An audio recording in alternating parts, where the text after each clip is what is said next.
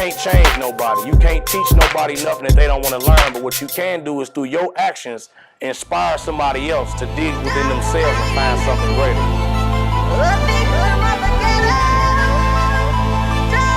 At some point we got to be tired of seeing our young men go to prison. We have to be tired of seeing them go to the grave. And what is the reason for it? The only way that you can ever change a person's behavior is you first have to change their thoughts. What are we teaching them? What have we taught them? This book is just not for them. This piece is for the people who are responsible for raising them, the mentors, the mothers, the aunties, the uncles, the grandmother, the police officer who encounters them, the judges who deal with them in the system, the social worker. This piece is for anybody who encounters them will need to have a proper understanding of them in order to be able to properly deal with them. Because we are one of the more misunderstood demographic of people in all existence. Welcome to Truth and Change. The reason why I decided to write this book and make this video is because it's a necessity, it's a need. So much going on with our young black men, our youth, that I feel like if there was any way to reach them, it was gonna have to be through demonstration. And I was once those young black men just not long ago. My name is Shane Shepard. I'm from Indianapolis, Indiana. 38-year-old man, married, homeowner, gainfully employed, and owner of 2 businesses. Also attached to my name is a felony, not one but several of them. And the reason why I pointed that out is because a lot of times we use certain things as excuses and we try to minimize our role in the outcome of our lives. And I'm here as an example that that's really not an excuse anymore. These days, statistically speaking, if a young black man is not raised in a 2-parent home, he has a chance of being not only kicked out of school, but incarcerated if he's raised in a single-parent home. The majority of our young men are being raised by single mothers. So what I want to do is be able to be in many places at one time. I can't teach and reach and catch every boy on an individual basis. So what I would like to do is offer you, the mother, the caseworker, the juvenile detention officer, the principal, the teacher, the pastor, the mentor, the mentee, everybody who has interaction with young black men, an opportunity to figure out how to reach them. This book is called Truth and Change, Knowledge, Wisdom, and Understanding for and about the young black male, because we definitely a misunderstood group of people. It's not that we bad, it's not that we savage. I think that we're misunderstood to a degree, and I also think that we misunderstand ourselves. So my reason for doing this is to allow a young man a piece of rope that he might be able to grab on and catch himself. I served 12 years in federal prison, and that's not something I'm proud of, but that's the reality of my situation. It doesn't define me. It doesn't define who I am. It was something that I had to endure and had to go through, so maybe somebody else could prevent that or could avoid that situation for themselves. Again, I write books, but this is not a book that I wrote for fame, popularity, monetary reasons. I wrote this book because I really sincerely care about young black males. I care about all people, and the reason why I specify young black males because that's the group that I identify with and I can most closely relate to. In this book, in this DVD, in this documentary, or whatever you like to call it, what you're going to get is you're going to get a truth portion. But I'm going to explain to you the truth about young black men from so many different angles. And then in the second portion of it, you're going to get to change, because how can I identify so many problems and tell you that this is their problem and this is what they're going through and this is why and how they're misunderstood, but never offer you a chance or an opportunity to change that, to reverse that effect. So I'm going to give you cause, which is truth, and I'm going to give you change, which is effect. Because the only way that we can ever solve a problem is not to put a Band-Aid on the problem itself, but go to the source, the root of it all. So I'm going to give you the root first and then bring about the way to get out of that situation towards the end of the video. One of the reasons why I respect the movement of Shane Shepard and the work that he's doing and the books that he's putting out is because of this one subject, pain. And I think one of the things that we're going to have to deal with, man, we're talking about mentoring, we're talking about helping young boys. We're going to have to help them deal with that pain. We can't sugarcoat it. We can't get around it. It's pain in our community. It's pain, the pain of mentoring. When you start mentoring young boys, man, it hurts to lose a young boy. One year, I lost 4 boys in 2 weeks. 2 to murder and 2 to prison. In 2 weeks, man, the pain of going, I also go inside the juvenile centers every Thursday. So the pain of going in and seeing these young boys, just this past Thursday, I had 17 young boys. Of those 17 young boys, when I asked them how many live in a home with their biological father, only 2 of them raised their hand. That's painful. I asked them boys how many of their fathers have been to prison. 11 of those boys stood up. That's pain.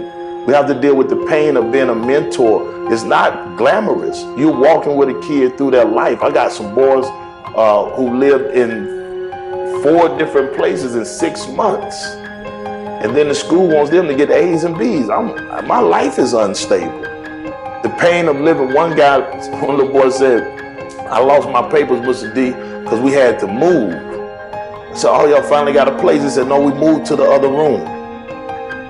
They had to move all of their stuff from the dining room to another room.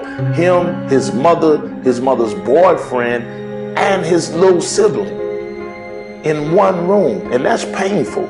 So we have to talk about the pain in mentoring, the pain that we deal with being young, being black, having to walk with these kids through life. Even those who are finding themselves struggling with our little boys or caught with our little boys. You have to deal with the pain of seeing their tears and the frustration, man. So again, I like Truth and Change. I support Truth and Change. I support anything that Shane Shepherd does because it speaks to the pain nobody wants to speak to. It speaks to internal pain that we face. And as we try to overcome our internal pain, we try to help others deal with their pain, all the while still trying to get through our struggle.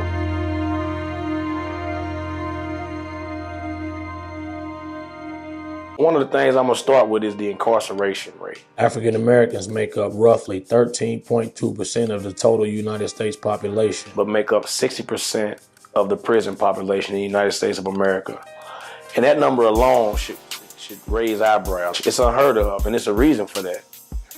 We have several reasons: poverty, undereducation, lack of interest, social inadequacy, economical reasons. It's so many different reasons why our young men make up that much of the judicial system. And I think that in order for us to actually ever stop that problem, we have to go to its cause. Why is this happening? Because if you ever were to try to answer a question, you have to first start off with the who, what's, when, where, and why. The who would be black males. The when would be now. The what would be incarceration. The why is the $1 million question. Like one thing that a friend of mine brought up was a lot of these mothers, single mothers, are actually more a friend to their sons than anything. And it's not their fault. They were probably young when they had them. It was a lack of a male figure or a role model in the young man's life. She didn't understand how to be a mother, and so she done the best that she could. African American students are arrested far more than their white classmates. African American youth have higher rates of juvenile incarceration, are more likely to be sentenced to adult prison. People like Mr. Shepherd and Mr. Dykes, they come around once in a lifetime. You know, we need people like that in the community. People that are going to lead us in the right direction and not try to bring us down further than we already are. But this is what needs to be done in order to bring about any change. We have to start the dialogue. We have to start the discussion. We have to sit our children down and express these things to them. That way they know the risk involved in some of the behaviors that they engage in out here on these streets. Because if you was to tell me that I had 3 sons and one of those 3 were going to go to prison in his lifetime, then that would pretty much entail every household in my community. Most households in the urban community have 3 children, 4 children, because we having babies at an alarming rate. So it's pretty much every mother in my neighborhood is guaranteed that one of her sons will be incarcerated during his lifetime, if not more. But at least one of her sons is going to prison during his lifetime. I think this incarceration thing has turned into big business. It is more conducive for your son to go to prison where he can help earn a CO, the bailiff, the medical doctor, the clerk. These people are taxpayers. They earn a check by going in, doing what they do to keep your son incarcerated. And if he's not a taxpayer on the streets, then he's more valuable to the system helping somebody else get a check that they can tax. All too often these days, our young men are being misled by their friends, their peers, and they feel like that they have nowhere else to turn besides the gangs. And so the fancy lifestyle, the flashy life, the sense of belonging, the wolf pack mentality, it tends to take over. And if we continue to allow our youth to be led by each other, then we're going to continue to lose them at an alarming rate. I mean, whether it be to the graveyard or to the prison system, neighborhood gangs start off as just friends, me and my friend and his friend and his friend. And then you look up and it gets bigger and bigger. And it's a breeding ground for crime. It's a breeding ground for dropout. It's a breeding ground for prison. And it's like, if we don't step up and do something now and give them better images, better things to look up to, better role models, then we're going to continue to lose our young men. I served 12 years in prison, consecutive years in prison. And when I came home, the world rushed at me so fast. Luckily, I had grounded myself prior to getting out and learned myself enough to understand what my triggers would be. I knew that I had a weakness for women and fast money and big rims and pretty cars. I knew these were my triggers. So when I seen one, I purposely had a self-talk with myself, and I told myself, self, you know what that's going to do to you. So do not allow yourself to be excited by this. But how many men actually go through this process upon coming home? They come home unprepared. And when they get out of there, all they know is, I'm trying to play catch up. And they hurry up and catch themselves up and end up right back in that box. Homicide crisis in the black community is overwhelmingly a gun violence problem. African Americans are 4 times more likely to be murdered than the national average. What's more, 4 out of 5 black homicide victims are killed with guns. Nationwide, when the weapon used could be identified, 82% of black homicide victims were shot and killed with guns. Among the victims killed with guns, 77% were killed with handguns. In my opinion, 3 things that you definitely gonna see in the African American community or not far from it are a liquor store, churches, and a place where they sell weapons. Whether that be a gun retail store or a pawn shop. Why is it that you turn blocks, you turn corners, and it's always easily accessible in our community? And then we don't make guns. We don't manufacture them. They're not manufactured in the inner city. But how is it so flooded with these weapons? Where are they coming from? How is it that the police make so many arrests and take away so many guns, but they yet reappear? I think that there's definitely a problem with our access to handguns and our willingness to use them. Because even though I just read those statistics about handguns, guns don't kill people. People kill people. The illusion of entertainment. I think a lot of us get confused with reality and fiction. A lot of the guys that entertain us with their music, with different forms of art, they really imitating life. And when I say imitating, I mean that they're really not acting out that which they speak. You got a lot of guys in rap videos. They got big necklaces, big rims. They got a lot of women. They claim to be in a trap, still selling dope, this, that, and the third. But these guys are actually millionaires because we support their music. We support whatever art they're putting forth. And a lot of times we internalize what it is that they're saying, when in all actuality, they're really not speaking to facts. They're speaking to basically the facts of your life, because when you go out and try to imitate and live what it is that they're saying, there's consequences to your actions. I mean, a perfect example of illusion versus entertainment is this. One of the main words that you hear in everybody's music these days is the trap. The trap this, my trap is jumping. Well, what do you do with a trap? You catch whatever you set, out to catch. Basically, if you set a bear trap, you can expect to, catch a bear. If you set a mouse trap, you expect to catch a mouse. If a human being is in a house and he's referring to it as a trap, because this is where he sells his dope, who do he righteously expect to be caught in the trap? 1360. Made my first G right here when I was about 14, 15.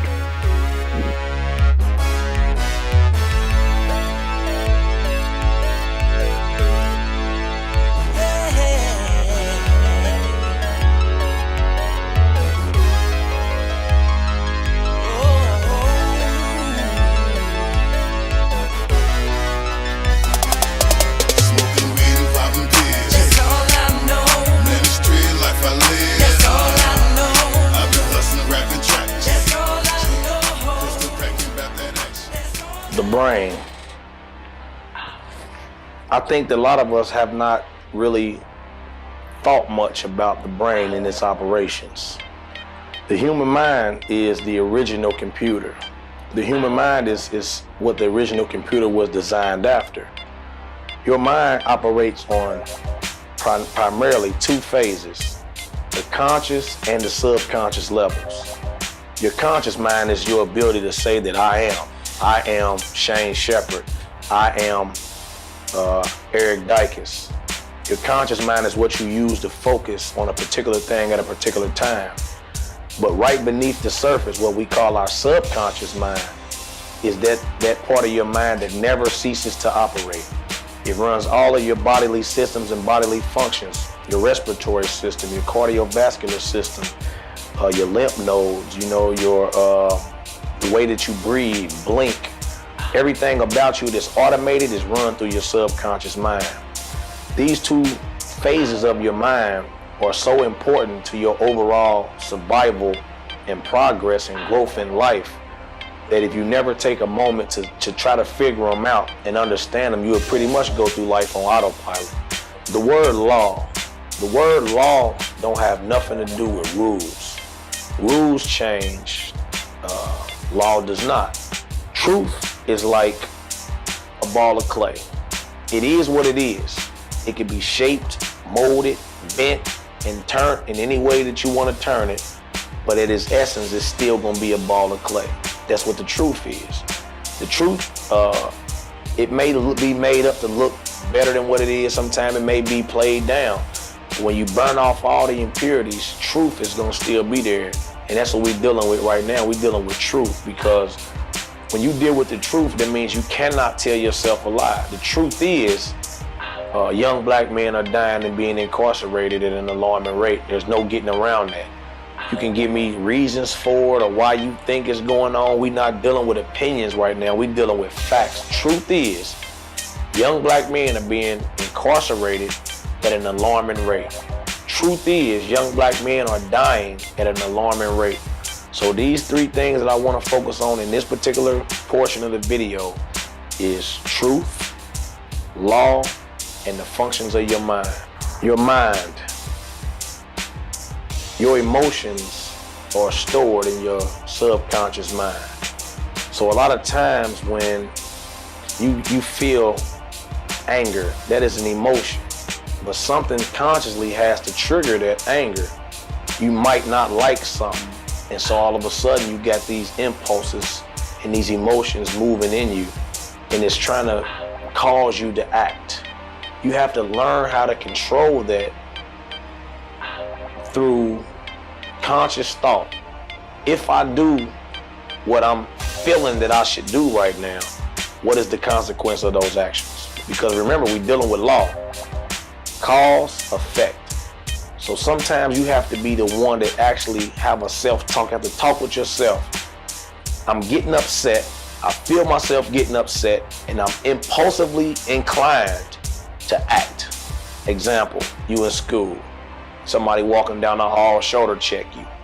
You hear all the people around you, ooh, that's what he done.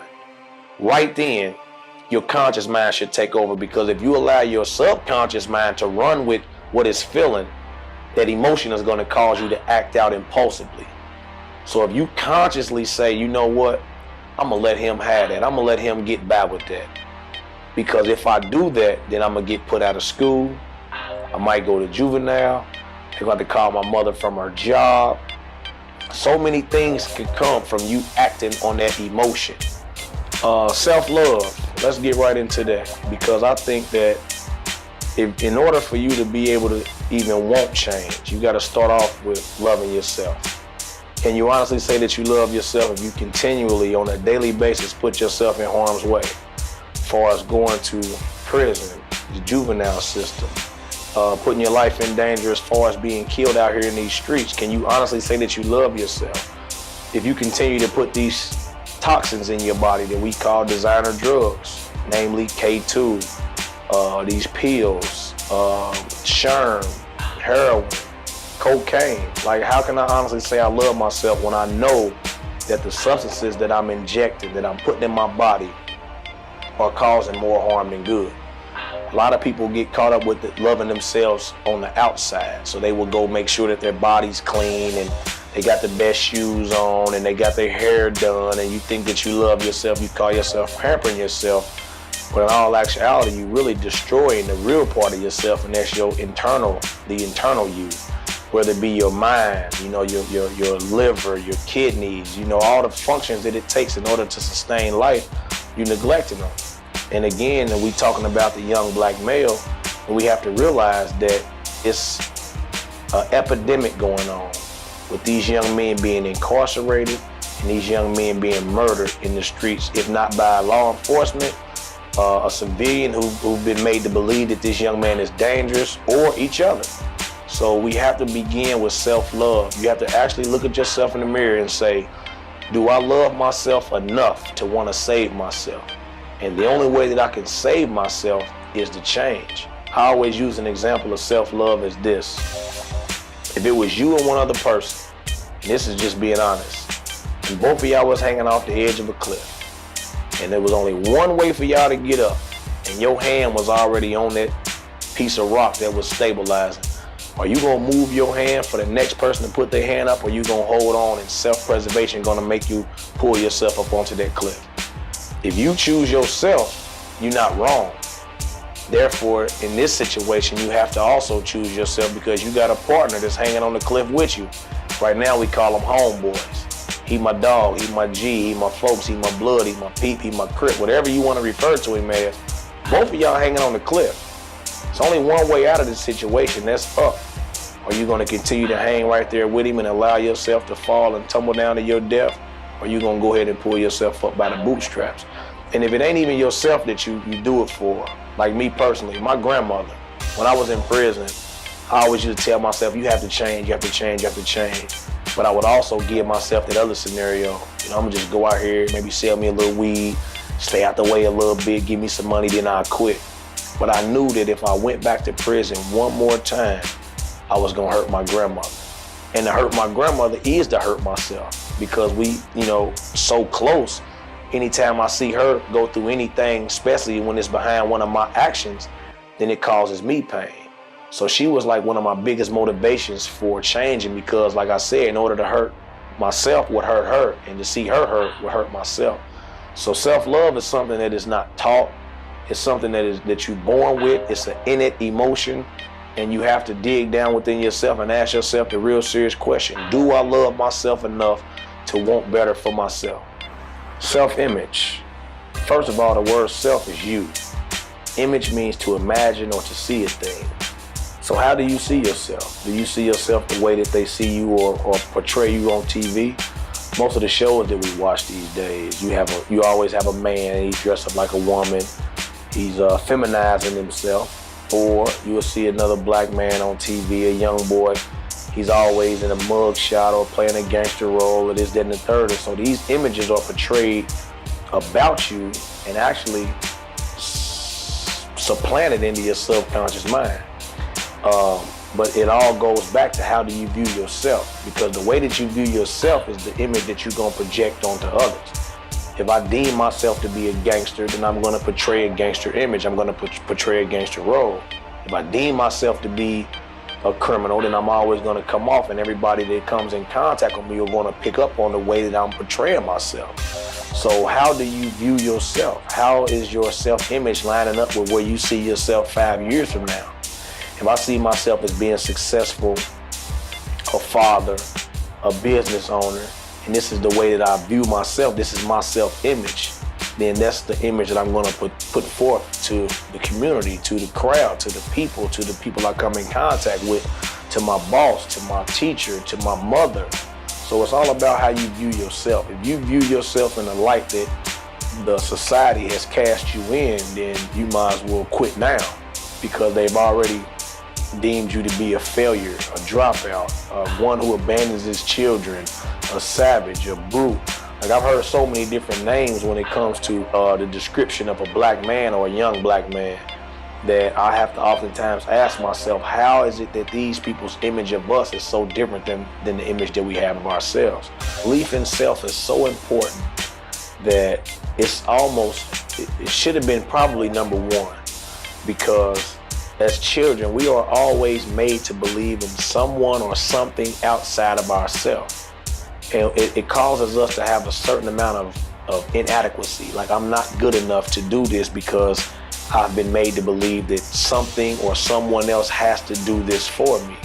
However, if you understand yourself to be a child of the Most High God, no matter your religious preference, and He equipped you with everything that you needed in order to succeed in this realm of existence. They say God created Himself out of triple darkness, a thought, and then the master of the universe dispersed images of beings. Who are you if not being you, human beings? Allow me to think myself into existence. Dragon, flame, brain, fire, purifier, spirit lit inside her. The womb, 9 months of darkness, absorbing the world from within, already born out of sin, because I know all and see all, for I've learned from within. Inside her, the universe. Collectively, we are all a part of the universe. Galaxies far and beyond our sense size and gave light. We are of higher intelligence, and in any and every room, I am the elephant, for I represent knowledge, wisdom, and life. Darkness and light. To the blind I give sight. Whether it's wrong I breathe right. Through equilibrium. They say they pray every day, for I am a believer. Faith plus belief equals power, but are you a believer in the destined? Witness me in my victory, and please accept me with my losses. They can bring ye on crosses, but the real crucifixion crosses when they cross us. My people, I speak to you through view of mature purity. Faith plus belief equals purity. Mind, heart, soul, and alignment. Purity, poetry, purity. So please take time to endure me as I provide mental security. Confirmation of thought, imaginations of thought. Life to the non-existent. The mind is so magnificent in the time of resistance and self-resentment. We should not be without mental imprint. We evolve for spiritual infants, which gives life to spiritual intent to be unthinkable. They say God created Himself out of triple darkness, a thought, and then the master of the universe dispersed false things. You know, one thing that I know for sure, two things for certain, good things come to those who wait. A lot of times we see people in our neighborhoods, people in our environments with these things, and we want these things, but we don't want to put in the work to get these things. We want to go out and sacrifice our lives, sacrifice our freedoms in order to acquire these things. And I think that we shoot ourselves in the foot a lot of times, because as young people, you got your whole life ahead of you. So, like, if you want nice things, you want to set yourself up for success, the best thing you can do is stay focused, stay disciplined, stay down till you come up, basically. You know, it's easy. This microwave generation, you know, you get your food out of the refrigerator, you put it in the microwave, put it on 130, boom, you got a meal. When back in the day, the mothers, the grandmothers, they took their time, they prepared the food, they prepped the food, they cooked the food, and then they served the food, and the food was always much better when it was prepared lovingly and with painstaking time. You got to value your life just as much, if not more, because you will rush out there to try to be grown too fast. Like I tell my son all the time, he's 13, this coming up Saturday, and I watch him on Instagram a lot, and he posts very adult-like content. I had to get on him and I threatened him. I told him, I said, if I see one more any meme with a cuss word or anything with a sexually suggestive image, I'm not paying your phone bill. because he's in such a rush to be grown that I told him, when you become a man, when you get grown, you're going to be done and experienced everything. And then by the time you get 20, 21 years old, you're going to be bored with life and you're going to be done wore yourself out. Same with these little females. You know, they quick to want to be grown. They want their nails and their hair done. They want to wear these little bitty clothes and try to be grown so fast. By the time they get 20, 21 years old, they've been around so many times that everybody used to them already, and they kind of like lose their value. So a lot of times if you're speeding through life, if you speed through anything, you're really not going to be able to get what you want out of it because you really didn't put a lot into it. So we have to be patient, man. Patience is the key. Patience is it's a virtue that is seldomly used, that we have to get back to utilize a little more. And that goes for the parents as well. You have to be patient. It took you a long time to get where you are in life. Even if you're in a bad place, it might take you half as long to get back. You know what I mean? So take your time, man, and invest in yourself, invest in your children. And I think with that, man, we all come out a winner on the back end if we be, a little more patient. The word cultivate, it means to grow, to develop, or improve purposefully. And the key word would be purposeful, because in order to cultivate myself, then I have to grow, I have to develop, and I have to improve purposely. One example that I use with the word cultivation would be a garden. In order for me to go out and grow any food, I have to first cultivate the land. I would have to go out there and develop the land purposely. Get out the sticks, get out the rocks, get out the weeds, turn over the soil, and then plant the seed. That's one step.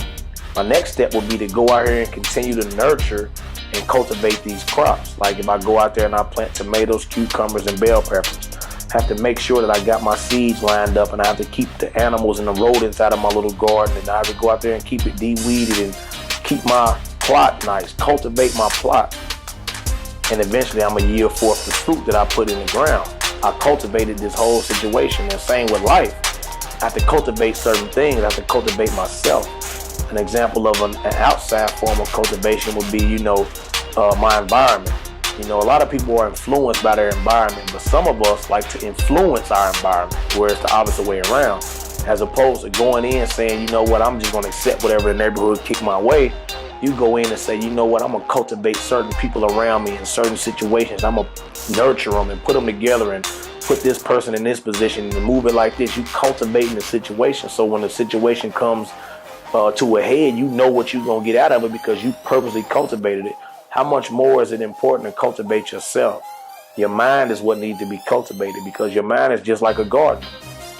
If you plant certain seeds, and you can expect certain fruits to be yielded, but along the way, you're gonna have to stay, mindful of the weeds, which I say is bad things as far as the images that you take in, the thing that you glorify. You gotta pluck those out of your mind. And then rocks or stones that will choke out your growth, I would say those are the people around you that don't really want to see you grow, don't want to see you change. If you ever seen a movie, or I'll take that back, the series Power, you had Tommy that didn't want Ghost to change. Ghost wanted to get out of the game, and Ghost wanted to go on about his business and just have some money and succeed. But Tommy didn't want to let that happen. So Tommy was like a rock. He was trying to choke Ghost out and say, you know what, I'm going to start making little moves to make him stumble along the way so he don't change, so he don't leave me high and dry. Your friends are like that, whether you know it or not. They see you trying to change, they see you trying to grow, they're going to start throwing salt your direction. They're going to, he think he better than us, or he think he's something, he ain't from the hood. I know his mama. They'll start talking bad and trying to cause you to stumble along your way. So what you have to do is pick that rock up, move it out your way, and keep on moving. Like, you might like him, you might even love him, but if he's not good for your growth, if he don't want to see you change, if he's not willing to step out the way and say, hey, man, I don't want that for myself, but I'm proud of you that you want that, then get him out your way. That way your mind can have the proper nurturing from the proper people, as opposed to those negative forces, and you can become a better person. So you have to cultivate yourself. Nobody else can cultivate you. People can want for something for you all day long, but if you don't want it for yourself, it's never gonna happen. Values. That's something that goes along with morals and principles. And what are your values as a man? What are your values as a woman? What are your values as a person? You have to learn to value love, you have to learn to value life, you have to learn to value freedom. So if I can give you any 3 free values that I value that help me become the successful person that I am still becoming. I haven't became because I'm not where I want to be. However, my value system is a big part of my success, my growth, my evolution. So value your love, value your life, and value your freedom. When people say they're a product of their environment, you are not. It's what you put into it is what you get. If you put in nothing, you will get nothing. If you put in something, you'll get something. There's no reason why your neighborhood or hood, as they call it, that you want to have allegiance to can't be better than what it is if you don't step up and do what you need to do. Choices. You know, sometimes I hear people say that I didn't have a choice. And, you know, my response is always the same. No, that's all that you ever have is a choice. Like, you have choices every second of every day. You have a choice whether you're going to get up out of bed in the morning. You have a choice whether you're going to brush your teeth. You have a choice whether you're going to go to school. The only thing about those choices is every choice has a consequence or a repercussion behind it. Now, if you have a choice to make and a decision to make, it's yours and yours alone. You base that decision or that choice upon, can I handle the consequences of this decision or this choice? You know, they say that leaders aren't made, they born. And in order to be a good leader, you have to first know how to be a good follower. But the leader and follower that I'm speaking about right now is conscious leaders and conscious followers. You have to consciously lead, or you have to consciously choose to follow. Me personally, when I was young, I unconsciously chose to follow 3 people. One was a hustler, one was a gangster, and one was a combination of both. And he was a ladies' man. I idolize these guys. If I could tell you their names, I would. But I'm gonna protect them, you know. But I chose to follow them because they had characteristics and attributes that I liked. You know, my hustler partner, like, he kept a bankroll in his pocket. He knew what to do. He knew how to get it. So I watched every move that he made, and I picked up all his habits, and I became a hustler. My gangster partner, like, he didn't sell no dope. He just took what he wanted whenever he wanted it. You know what I'm saying? Like, he would sit back, think, like, man, I'm taking that from dude. And I'll sit on the passenger side and roll up his blunts, give them to him, and watch his moves. And eventually, like, over time, when he got out the way, I became him. And then, you know, my ladies' man partner, who was a combination between a gangster hustler and a ladies' man, every time he went over a chick house, I was his driver. I would drive him around when I was young, and I would see how he would go in. I'll sit in the car, he'd be in there for 20, 30 minutes, come out, you know what I mean? He bragged to me what he just did, you know what I'm saying? It was normal. And as I grew, I started to mimic these behaviors because I unconsciously followed people and I didn't really look at the end result of their actions. You know, sad to say, my hustler partner, he's still out there doing the same thing, hustling, but his hustling kind of went bad these days because his old way of hustling is over with. My gangster partner ended up going to prison, but he got his life together now. You know what I'm saying? He actually got a real good job in a real good position in life. Luckily, he was blessed, you know what I'm saying, by the Most High to make it through it.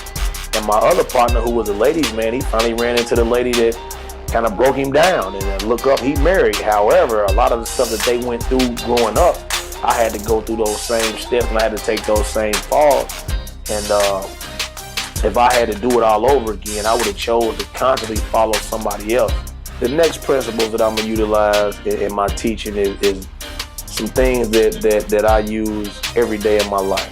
One of them, you might be familiar with them, is called the 5 P's. Proper preparation prevents a poor performance. Now, all of them are individual words, but when put together as a phrase, it got meaning to it. Proper. If I properly prepare myself, then I will be less likely to perform poorly. You see how that works? Proper preparation prevents a poor performance, which is simple. Like, if I know I got an English test today, then what I'm gonna do the night before is I'm gonna study, and I'm gonna make sure I got my pencils. I'm gonna get enough rest. I'm gonna go in here I'm gonna have breakfast, go in here with my head clear, and I'm gonna go in here and ace my test because I properly prepared myself. There's no way I can perform poorly. That goes with life. Like, me personally, in order for me to know what I need to do at work the next day, I need to check the weather, because if I check the weather and it's going to be raining outside, I need to make sure I pack my rain gear in my bag to take to work, because you cannot pick up trash as, you know, a wet, soggy individual. So in order to perform properly out here, then you have to be properly prepared. And I think that sometimes we go into things without preparing ourselves, and that's dangerous, because if you get in the middle of a situation and you realize that you don't have everything that you need to accomplish what you set out to do, then either you ready to start over or you ready to fail. So please, like, it is imperative that you remember those.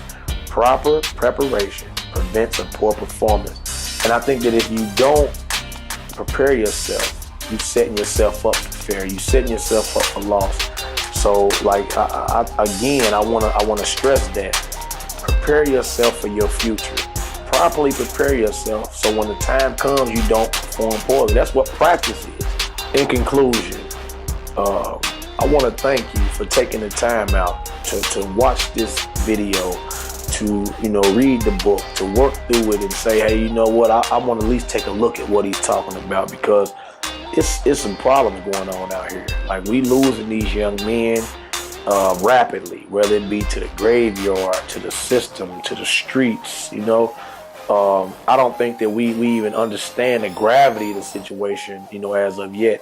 And we're not losing these young men because they simply bad young men. I think that, the black male child, or the black male adult, period, is probably the most misunderstood demographic of people in existence. And the reason I say misunderstood is because we portrayed in the media a certain way. And in reality, we're really not that way. We've been conditioned to think and walk and talk and act a certain way.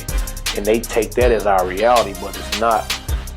If I go to one more funeral of a young man, it breaks my heart every time.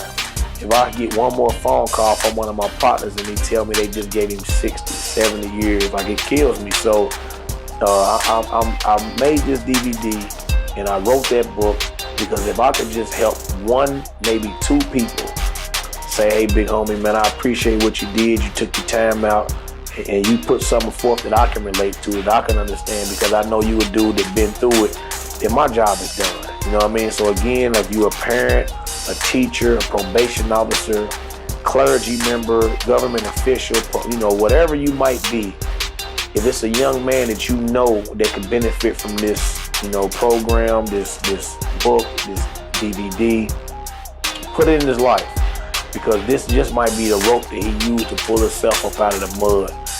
Again, I want to thank you. It's a lot that I have to offer as far as materials. You can find me at hardpartpublishing.com. You can find me on Facebook, Shane Shepherd, ShanePherd.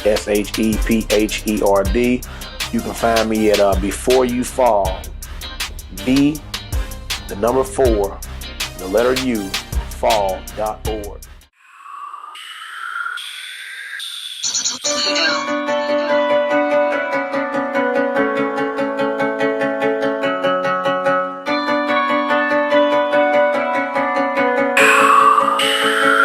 All a nigga want is truth. Niggas claim they want the truth, but they can't handle it. Been taking life for granted since a you, but all a nigga want is change. Rock a mile in my shoes and feel my pain is me against the others trying to die the chain. All a nigga want is truth. Niggas claim they want the truth, but they can't handle it. Been taking life for granted since a you, but all a nigga want is change. Many times look at God and wonder why, but I swear my circumstances ain't gon' break this heart of mine. Look in my eyes and tell me what you see. Am I a human exterior or a nigga inferior? Police serial killing us on the live stream. Niggas out here getting shot, reaching for IDs, and on our backs there's a target given from birth. There's no religion, my people carry a curse. The one leading us to a hearse. See my people season, I see when they squeezing us, send me bursting. A legion of many leaders, they leave us sleeping in dirt. Got me thinking there's no succeeding, believing, breathing is worse than the deacon preaching. We even, we grieving and feed the thirst. Ain't no teaching, we need to learn. The system got us on trees where we each a burn. Doing 8 for degrees, no guarantees. Big T's is to be earned. PhD, owing 500 G's and still don't work. Someone please tell me y'all work. Can't put a price on life, but these niggas quick to bargain if the price is right. Niggas claim they want the truth, but they can't handle it. Been taking life for granted since a you, but all a nigga want is change. Walk a mile in my shoes and feel my pain is me against the others trying to die the chain. All a nigga want is truth. Niggas claim they order too, but they can't handle it. Been taking life for granted since a youth, but all a nigga want is change. Many times look to God and wonder why, but I swear my circumstances ain't gon' break this heart of mine. Real nigga to the truth, so don't bend or fold. Solid through my struggles, surrounded by vultures and animals. All through this jungle, swear it's crazy. Young boy could've went NBA, gunned down broad day, got a nigga grieving. I can't believe Pistol P gone from pistol play. But that's my truth. I spill it all in this booth, can't hold it no longer. Took a toll on my soul, but what don't kill me made me stronger. Man, I promise I done seen many men go down 6 feet for that piece of green. Either they want what you got or they hate that you got it. Man, hate make a beast unleash and shit don't change. I seen it day after day. Niggas can't stay out the way, niggas die every day. Catching bullets like a predator, whether it's stray or a prey. For that almighty dollar, sell a servant to they fathers. Daughters yearning for attention. Put her body on the mark like that. And by the day, I'm more convinced that this is just reality. Can't find no working, so I bag this work and blame society. Gotta get it how I live. This world ain't taught me no different, but I know this can't be it. So hear me, Lord. I'm a nigga on this truth. Niggas claim they order too, but they can't handle it. Been taking life for granted since a youth, but all a nigga want is change. Walk a mile in my shoes and feel my pain is me against the others trying to die the chain. Yeah. All a nigga want is truth. Niggas claim they order too, but they can't handle it. Been taking life for granted since a youth, but all a nigga want is change. Many times look to God and wonder why, but I swear my circumstances ain't gon' break this heart of mine. We want is truth.